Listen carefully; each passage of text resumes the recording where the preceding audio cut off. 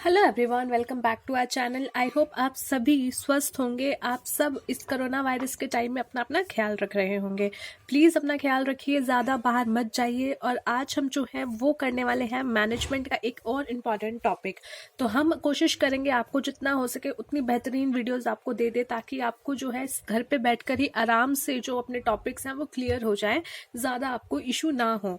तो स्टार्ट करते हैं आज का हमारा topic, which is your management objective. सबसे पहले किन लोगों के लिए ये टॉपिक इंपॉर्टेंट है? अगर आप 12th की जो है मैनेजमेंट पढ़ रहे हैं, 12th स्टैंडर्ड में मैनेजमेंट पढ़ रहे हैं, या फिर आप जो है BCom MCom में कोई भी मैनेजमेंट का सब्जेक्ट पढ़ रहे हैं, तो वहां पे एक बेसिक टॉपिक ये जरूर आता है, विच इज योर मैनेजमेंट ऑब्जेक्टिव्स। और इस पे आपका कम से कम एक 5 मार्क्स का क्वेश्चन बनने के बहुत चांसेस है, जिसमें आपसे या तो शॉर्ट नोट लिखने के लिए पूछ सकते हैं, या फिर आपको जो है एक लॉन्ग क्वेश्चन में एक छोटा सा पार्ट बना करके इसका पूछा जा सकता है कि मैनेजमेंट के ऑब्जेक्टिव्स भी आप डिस्क्राइब कीजिए।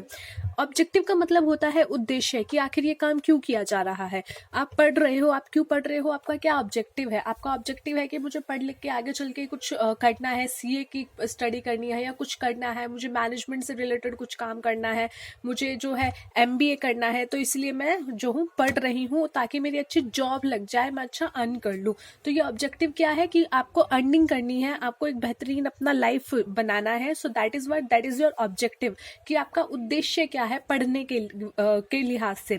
वहीं पे मैनेजमेंट के लिहाज से कि आप मैनेजमेंट क्यों कर रहे हो, मैनेजमेंट का उद्देश्य क्या है, वो यहाँ पे आज हम डिस्कस करेंगे। तो देखिए, जब हम ये देखते हैं कि मैनेजमेंट का उद्देश्य क्या है, तो हम 3 ऑब्जेक्टिव्स मेनली यहाँ पे डिस्क्राइब करते हैं। पहला, उस ऑर्गेनाइजेशन का ऑब्जेक्टिव जहाँ पे वो मैनेजमेंट किया जा रहा है। मेरी कंपनी है मार्कर बनाने की, तो मेरी कंपनी जो है मार्कर बनाने की, तो वो क्या है, एक ऑर्गेनाइजेशन है, एक कंपनी, एक एंटरप्राइजेस। तो उस लेवल पे मैनेजमेंट का क्या उद्देश्य होगा, यहाँ पे मैनेजमेंट क्यों कर रहे होंगे। तो 3 कारण हो सकते हैं, सर्वाइवल, ग्रोथ और प्रॉफिटेबिलिटी। ठीक है, डीप में हम इसको एक एक करके डिस्कस करेंगे। दूसरा, सोशल ऑब्जेक्टिव, कि जो है आपका इन्वायरमेंट जो है, जो आपकी समाज है, उसके अंदर मैनेजमेंट का क्या ऑब्जेक्टिव है, क्या उद्देश्य है, वो उसको कैसे जो है एक हेल्प करेगा। दूसरा, पर्सनल ऑब्जेक्टिव, यानी कि खुद के पर्सनल लेवल पे क्या क्या ऑब्जेक्टिव हो सकते हैं।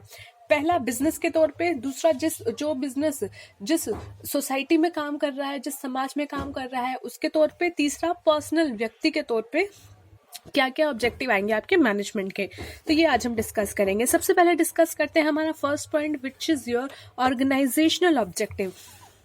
Management is accountable for establishing and attaining objectives for the company.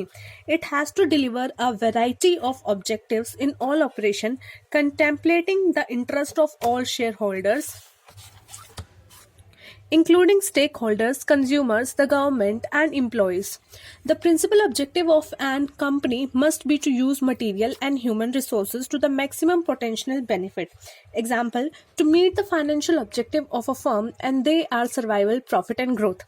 क्या बोला गया है कि ऑर्गेनाइजेशन का जो ऑब्जेक्टिव है वो कहाँ डिसाइड किया जाता है, मैनेजमेंट में। मैनेजमेंट में आपका जो है ये डिसाइड किया जाएगा कि आपकी एंटरप्राइज, आपकी जो ऑर्गेनाइजेशन है, उसका क्या ऑब्जेक्टिव होने वाला है। आपका ऑब्जेक्टिव होने वाला है कि मुझे प्रॉफिट बढ़ाना है, मुझे सेल बढ़ानी है। ये सब आप ऑब्जेक्टिव डिसाइड करोगे। और ये सब ऑब्जेक्टिव डिसाइड आप कैसे करोगे, ये सब चीजें आप डिसाइड करोगे ध्यान में रखते हुए कि जो आपके शेयर होल्डर है उनका जो इंटरेस्ट है वो बना रहे, कंज्यूमर्स है उनका ध्यान बना रहे, गवर्नमेंट जो है वो भी आपको कहीं ना कहीं फायदा करती रहे, तो यानी उनका कुछ भी डिसीजन आपको प्रॉब्लम ना दे। तो वो सब आपके आ जाते हैं ऑर्गेनाइजेशनल ऑब्जेक्टिव्स में। और यहाँ पे जो मेन 3 पॉइंट्स बनते हैं वो आते हैं survival, growth and profitability. Survival यानी कि किसी भी कंपनी का अगर मैनेजमेंट अच्छा होगा तो वो कंपनी सर्वाइव कर पाएगी मार्केट में, यानी कि वो लंबे समय तक चल पाएगी। एक कंपनी का किसी भी मार्केट में लंबे समय तक चलना, यानी कि आगे उसका फ्यूचर लंबा होना, ये जो है एक मेन पॉइंट होता है जिसके लिए आप मैनेजमेंट करते हो। अगर आप मैनेजमेंट नहीं करोगे, आप देखोगे ही नहीं कि मुझे कितना प्रोडक्ट बनाना है, कैसे बनाना है, कैसे सब चीजें करनी है, तो आपकी कंपनी जल्द ही बंद हो जाएगी और वो सर्वाइव नहीं कर पाएगी, यानी लॉन्ग रन में नहीं रह पाएगी। The essential objective of an industry are survival. Management must attempt to ensure the continuation of the business. In order to survive, an industry must gain enough funds to meet the cost that would be incurred. और survive आप कब कर पाओगे, जब आपके पास इतना enough पैसा होगा कि आप अपना प्रोडक्शन निरंतर चालू रख सको, अपना सामान बेच सको, खरीद सको कच्चा माल। तो इसीलिए सर्वाइवल जो है एक मेन पॉइंट है जिसके लिए आप मैनेजमेंट करते हो ताकि आपकी कंपनी लंबे समय तक चल सके। दूसरा, प्रॉफिट। अब मैनेजमेंट क्यों किया जाता है? ऑब्वियसली कुछ प्रॉफिट कमाने के लिए। अगर आपने मैनेजमेंट नहीं किया तो क्या आप प्रॉफिट कमा पाओगे? नहीं। मैंने सोचा मैं एक बिजनेस स्टार्ट करूंगी, अपना एजुकेशन का बिजनेस, क्योंकि आज के लाइन में तो एजुकेशन भी एक बिजनेस हो गया, इसलिए हम कह रहे हैं एजुकेशन का बिजनेस। तो ये मैंने सोचा। अब एजुकेशन का जो बिजनेस हम स्टार्ट करना चाह रहे हैं उस केस में क्या हो रहा है, वहां पे मेन पॉइंट मेरा रहेगा कि मुझे जो है प्रॉफिट अर्न करना है। बट वहीं पे अगर मैंने दूसरी साइड कुछ काम ही नहीं किया, कुछ मैनेजमेंट ही नहीं किया, मैंने कुछ डिसाइड नहीं किया कि कहाँ जो मुझे इंस्टीट्यूट खोलना है, कैसे लोगों को अट्रैक्ट करना है, कैसे एडवर्टीजमेंट करनी है, मैंने कुछ मैनेजमेंट नहीं किया, तो क्या मेरा प्रॉफिट बन पाएगा? प्रॉफिट तो छोड़िए, मैं सर्वाइव भी नहीं कर पाऊंगी। सर्वाइव होगा तभी जाकर के हम प्रॉफिट के बारे में सोचेंगे। पहला पॉइंट यही रहता है कि मार्केट में थोड़ा टाइम टिके रहना, फिर उसके बाद हम प्रॉफिट अपना मैक्सिमाइज करते हैं या प्रॉफिट बढ़ाने की सोचते हैं। तो जब हम टिके नहीं पाएंगे तो वहां पे हम प्रॉफिट कैसे अर्न कर पाएंगे? जब मैनेजमेंट ही ठीक नहीं है तो चीजें चल नहीं पाएंगी कंपनी की, और ना ही फिर वो प्रॉफिट अर्न कर पाएंगे। तो ये सारी चीजें आपकी क्यों होती है? Because of your good management. अगर गुड मैनेजमेंट है so you guys can survive, you guys can have more profit and growth. तो प्रॉफिट की जब बात करें तो poor survival is not sufficient for the industry. यानी कि अगर खराब तरीके से आप सर्वाइव तो कर रहे हो बट आपको लॉस हो रहा है या आपको इतना प्रॉफिट नहीं हो रहा, आपका जो है बस थोड़ा सा प्रॉफिट ही आ रहा है, तो एक तरीके से क्या है, पुअर सर्वाइवल, एक अच्छे तरीके से सर्वाइव नहीं हो पा रहा, तो वो चीज सफिशिएंट नहीं है आपके लिए। आपके लिए सिर्फ ऐसा जरूरी नहीं है कि आप सर्वाइव कर रहे हो, चलते ही जा रहा है, चलता ही जा रहा है, नहीं, प्रॉफिट भी आपके लिए इंपॉर्टेंट है। Management has to make sure that the company earns the profit. Profit contributes to a necessary catalyst for the sustained successful performance of the firm. Profit is crucial for meeting the cost and uncertainties of the business concern. Profit क्यों important है? ताकि आप अपना जो भी cost है आगे चल के उसको भी cover कर सको, और साथ ही साथ अगर कभी uncertainty आ जाती है, कुछ ऐसी situation आ जाती है जैसे कोविड की situation आ जाती है, तो ऐसा नहीं है कि बिल्कुल आपको अपना एंटरप्राइज बंद करना पड़ जाए। एटलीस्ट आपके पास इतना कोस्ट होना चाहिए कि 2-3 महीने आप आराम से सर्वाइव कर सको। अगर ऐसी कुछ अनसर्टेनिटी आती है, कोई नेचुरल क्लाइमेट से लेकर के कुछ प्रॉब्लम आ गई, कोई बाढ़ आ गई या कुछ और सिचुएशंस आ गई, तो आप एटलीस्ट अच्छे से थोड़ा सा सर्वाइव कर सको, इतना कोस्ट आपके पास होना चाहिए, and that you guys can get from profit only. तो इसलिए प्रॉफिट होना चाहिए। ग्रोथ, अब जैसे ही आप प्रॉफिट अर्न कर रहे हो तो आप सोचोगे कि अब थोड़ा और ग्रो हो, अब थोड़ी और कंपनी मेरी बढ़े, और वो कैसे बढ़ेगी? जब आप अच्छा मैनेजमेंट करोगे। अच्छा मैनेजमेंट करोगे तभी जाकर के आप अपनी कंपनी को आगे ग्रो कर पाओगे। A firm requires adding to its chances in the long run. For this, it is necessary for the concern to develop to prevail in the business. Management must utilize adequately the growth potential of the firm. सीधे सी बात की गई है यहाँ पे भी कि management को क्या करना पड़ेगा, लॉन्ग रन में अगर चलना है तो उसको चांसेस रखने पड़ेंगे कि वो ग्रो भी कर पाए, उसको उतना पोटेंशियल रखवाना पड़ेगा। Next come to your social objectives.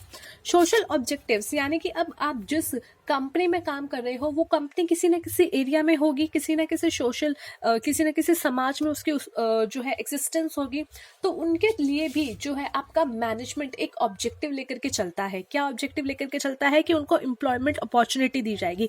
अगर आपका मैनेजमेंट अच्छा है, अगर आपकी मैनेजमेंट आपकी अच्छी हो रही है, तो आप सोचोगे कि हमारे जो एरिया है या कहीं का भी एरिया है वहाँ पे एम्प्लॉयमेंट अपॉर्चुनिटी मिले, हम कम से कम पोल्यूशन निकालें, सेफ्टी हो हमारे एम्प्लॉयज की, और फेयर ट्रेड हो। ये सारी आपकी सोशल ऑब्जेक्टिव से रिलेटेड होती है। अगर मैनेजमेंट खराब होगा आपका तो कभी भी आप अच्छी नौकरी नहीं प्रोवाइड करवा पाओगे, क्योंकि आप सर्वाइव नहीं कर पाओगे। देखो, आपकी कंपनी सर्वाइव नहीं कर पाएगी अगर आपका बिजनेस अच्छा नहीं चल रहा या फिर आपकी मैनेजमेंट अच्छी नहीं चल रही। तो जब सर्वाइव ही नहीं कर पाओगे तो लोगों को कहाँ से बोलोगे कि आओ हम तुम्हें जॉब देते हैं? ऑब्वियसली नहीं कर पाओगे। अगर आपका प्रॉफिट अच्छा नहीं हो रहा तो आप सोचोगे कि यार मेरा प्रॉफिट अच्छा नहीं हो रहा, मैं और लोगों को निकाल देती हूँ, तो ऑब्वियसली वहां पे भी एम्प्लॉयमेंट नहीं बन पाएगी। दूसरा, पॉल्यूशन जो है उसका भी बहुत महत्वपूर्ण पार्ट यहाँ पे आ जाता है। अगर आपने मैनेजमेंट ठीक से नहीं की, अगर आपने नहीं देखा कि कौन कौन सी नई टेक्निक्स आ रही हैं जिनसे हम काम कर सकते हैं और कम से कम पॉल्यूशन छोड़ सकते हैं, तो वहाँ पे भी आपका जो है ऑब्जेक्टिव खराब हो जाएगा। एम्प्लॉयज़ को सेफ्टी देना ज़रूरी है, तभी वो लॉन्ग टाइम तक आपके साथ रहेंगे और मार्केट में आपकी पोजीशन अच्छी बनी रहेगी। तो सोशल ऑब्जेक्टिव्स को एक बार पढ़ लेते हैं। It includes the establishment of benefit for the community. इसमें क्या क्या देखा जाता है? कम्युनिटी का बेनिफिट, जो आपके जहाँ पे आपकी कंपनी स्थित है उसके आसपास के लोगों का benefit. As a part of the community, every business, whether it is trade or non-trading concern, has a social responsibility to meet. देखिए, हर कंपनी को, चाहे वो ट्रेडिंग कर रही हो, ट्रेडिंग यानी खरीद बेच रही हो, मैन्युफैक्चर कर रही हो या और कोई काम कर रही हो, उसकी रिस्पॉन्सिबिलिटी होती है एक उसके जो आसपास का एनवायरनमेंट है, सोशल एनवायरनमेंट, उसको लेकर के उसकी एक रिस्पॉन्सिबिलिटी होती है। ऐसा नहीं है आपने कहीं भी कंपनी सेटअप कर ली, वहां पे धड़ाधड़ अपना पोल्यूशन छोड़ते जा रही हो, आसपास के लोगों की जो है सांस लेने में दिक्कत हो गई, मर रहे हैं, कुछ भी हो रहा है और आप ध्यान ही नहीं दे रहे हैं। नहीं, अगर आप कहीं कंपनी सेटअप करते हो तो आपकी एक रिस्पॉन्सिबिलिटी होती है आपके आसपास के लोगों के लिए, आपके जो सोशल लोग हैं, जो समाज है, उसके लिए आपकी रिस्पॉन्सिबिलिटी होती है जो आपको मीट करनी पड़ती है। This applies to consistently generating financial value for many components of society. यानी कि क्या बोला गया है कि कॉन्स्टेंटली आप जो है फाइनेंशियल वैल्यू लोगों को प्रोवाइड करवाइए ताकि वो भी अर्न कर सके जिस सोसाइटी में आप काम कर रहे हो, उसके डिफरेंट कंपोनेंट्स को। This includes using environment, job opportunity to the disadvantages section to the community and furnishing the primary facility like crèches and schools to employees. क्या बोला गया है यहाँ पे कि उन लोगों को आपको क्या करना पड़ेगा? जॉब अपॉर्चुनिटीज प्रोवाइड करवानी पड़ेंगी और डिफरेंट अपॉर्चुनिटीज प्रोवाइड करवानी पड़ेंगी। साथ ही साथ अगर पॉसिबल हो तो जैसे किसी कंपनी में आपने देखा होगा कई बार क्रैचेस खुलवा दिए जाते हैं ताकि जो वुमेन हैं जो वहाँ पे काम कर रही हैं वो अपने बच्चों को लेकर के वहाँ आ सके और काम कर सके विदाउट एनी प्रॉब्लम, कि हाँ उनको बेबीज को भी जो है वो क्रैचेस में खेल रहे हैं या स्कूल में खेल रहे हैं उस कंपनी के एम्प्लॉय के लिए, ताकि वो अपना बेटर परफॉर्मेंस दे सकें। तो ये सारे आपके सोशल ऑब्जेक्टिव्स में आ जाते हैं। Now come to the personal objective. मेरी कंपनी अगर अच्छा कमाएगी, मेरी कंपनी का मैनेजमेंट अच्छा होगा तो वो लॉन्ग टर्म तक सर्वाइव कर पाएगी, उसका प्रॉफिट अच्छा होगा, उसकी ग्रोथ अच्छी होगी। और अगर उसका प्रॉफिट अच्छा है, ग्रोथ अच्छी है, सर्वाइव अच्छा कर रही है, तो पर्सनली मेरे लिए कितना बेनिफिट है। मान लो मैं बहुत ही एक रिलायंस टाइप की कोई कंपनी है जो अभी तक, सपोज करो फॉर एग्जाम्पल कि हम 20-25 साल पहले की बात कर रहे हैं जब वो इतना बड़ा नाम नहीं हुई थी, या फिर उससे भी बहुत पहले की बात जब वो सिर्फ ग्रो कर रही थी। तो सपोज उस टाइम पे अगर आप ऐसी कंपनी में हो और आपको पता है इसका मैनेजमेंट अच्छा है, ये आगे चल के बहुत ही अच्छा जो है परफॉर्म करने वाली है, तो ऑब्वियसली वो कंपनी कुछ टाइम बाद जाकर के जो बहुत बड़ी हो जाएगी तो आपका भी नाम होगा, क्योंकि आप एक इतनी बड़ी कंपनी में जो है एम्प्लॉय हो, एक अच्छी पोजिशन पे बैठे हुए हो, एज अ मैनेजर किसी पे पोस्ट पे बैठे हो, एज अ CEO क्या पता आप बैठे हो। तो उसके लिए क्या है, ये आपके पर्सनल ऑब्जेक्टिव है कि अगर कंपनी का मैनेजमेंट अच्छा हुआ तो कंपनी ग्रो करेगी, और कंपनी ग्रो करेगी तो ऑब्वियसली उसके एम्प्लॉयर्स का भी बेनिफिट होगा। पर्सनल लेवल पे उनको अच्छी सैलरी मिलने लग जाएगी, बहुत अच्छा जो है उनको हो सकता है, और बेनिफिट्स मिलने लग जाए, ESI PF जो भी अदर बेनिफिट्स एम्प्लॉयर्स को प्रोवाइड किए जाते हैं, अलग अलग लेवल पे अकोमोडेशंस प्रोवाइड किए जाते हैं, वो सब भी आपको मिलने लग जाए। तो that is your personal objectives, कि आपका पर्सनल ऑब्जेक्टिव क्या है? ग्रो करना, प्रोग्रेस करना। So that comes under personal objective. जैसे बेटर वर्किंग कंडीशन, जैसे फॉर एग्जांपल अगर अभी आपकी कंपनी कोई छोटी सी है, वो थोड़ा और बेटर हो गई, प्रॉफिट उसका अच्छा हो गया, मैनेजमेंट अच्छा था तो काफ़ी अच्छा उसने ग्रो कर लिया, तो अब वो क्या करेगी? नया ऑफिस लेगी जो बड़ी जगह पे होगा, हो सकता है वहाँ पे आपके काम करने के लिए ज़रूरी नहीं है डेस्क ही प्रोवाइड किए जाए, हो सकता है आपके लिए, अब आपने देखा होगा कि जो अच्छी जगह है जैसे गुड़गांव ले लीजिए, नोएडा ले लीजिए, बैंगलोर ले लीजिए, जहाँ पे काफ़ी कंपनीज अपना सेटअप करती हैं या अपनी ऑफिसेस खोलती हैं, तो वहाँ पे कई कंपनी ऐसी हैं जो कि सिर्फ और सिर्फ डेस्क प्रोवाइड नहीं करवाती, आपको जो है बहुत ही अच्छे काउचेस प्रोवाइड करवा देती है या काउच प्रोवाइड करवा देती हैं, ताकि आप अच्छे से वहाँ पे काम कर सको, आराम से अपना एक रिलैक्स मोड में जाकर के काम कर सको, अपना वहाँ पे आप अपना झपकिया भी ले सको, ऐसी पोजिशन आपको जो है अच्छी सी दिलाती है। सो वो क्या है? बेटर वर्किंग कंडीशन आपको मिल जाता है, पीयर रिकॉग्नाइजेशन, लोग जानते हैं, बेटर सैलरी आपको मिलती है। तो ये सारी आपकी पर्सनल ऑब्जेक्टिव में आती है। एक बार इसको पढ़ भी लेते हैं। Establishments are made up of resources that possess different backgrounds, experience, objectives, and personality. They all become part of the establishment to meet their several demands. These differ from economic necessities such as ambitions, perks, and salary, social obligations such as equal attention and higher level demands such as individual growth and progress। तो वही बात यहाँ पे आपकी बोली गई है कि सारा आपको ये सब चीज़ें प्रोवाइड होंगी जिससे आपका पर्सनल ग्रोथ होगा, जिससे आपके पर्सनल ऑब्जेक्टिव्स जो है वो कंप्लीट होंगे। So thanks for watching guys. I hope आपको ये टॉपिक समझ में आया हो और सही लगा हो, और अगर अच्छा लगा तो प्लीज़ लाइक कर देना, शेयर कर देना जो भी आपके फ्रेंड्स हैं उनके साथ, और सब्सक्राइब कर देना चैनल को। और अपना ध्यान रखिए इस कोरोना वायरस में, बिकॉज हम लोग भी कहीं ना कहीं बहुत ज़्यादा इफेक्ट हो रहे हैं और अपनी स्टडीज़ भी इफेक्ट कर रहे हैं। तो प्लीज़ स्टडीज़ को बिल्कुल भी आप जो है हल्के में मत लीजिएगा और अपनी हेल्थ को भी हल्के में मत लीजिएगा। ध्यान रखिए अपना। Take care, tata bye bye. मिलते हैं नेक्स्ट वीडियो में एक अगले टॉपिक के साथ।